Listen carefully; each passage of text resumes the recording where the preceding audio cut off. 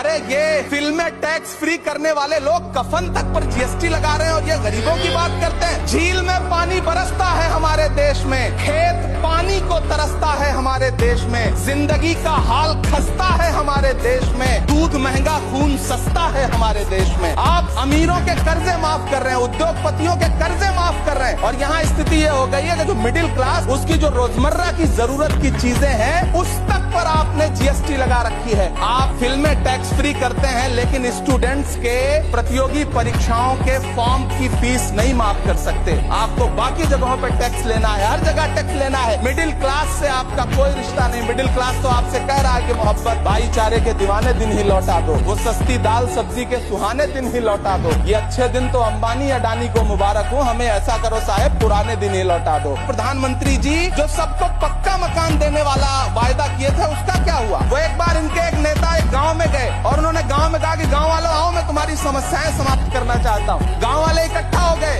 नेताजी ने गांव वालों से कहा बताओ तुम्हारी 2 समस्याएं बताओ, मैं दोनों समस्याओं का यहीं पे समाधान करूंगा। तो गांव वालों ने कहा साहब हमारी पहली समस्या है कि हमारे यहाँ कोई हॉस्पिटल नहीं है। तो नेताजी ने मोबाइल निकाला, कहीं फोन मिलाया और मिला के फोन पे पता नहीं क्या कुछ कहा कि यहाँ गाँव में हॉस्पिटल नहीं है, हॉस्पिटल तुरंत यहाँ हॉस्पिटल चाहिए। गाँव वाले खुश हो गए कि 1 मिनट में यहाँ हॉस्पिटल आ रहा है। अगली समस्या के बारे में उन्होंने नेताजी ने गाँव वालों से कहा कि मैंने आपकी पहली समस्या समाप्त कर दी, दूसरी समस्या बताओ। तो गांव वालों ने कहा साहब इस गांव में कोई भी मोबाइल का नेटवर्क ही नहीं है। ये है इनके काम करने का तरीका, ये है झूठ बोलने का तरीका।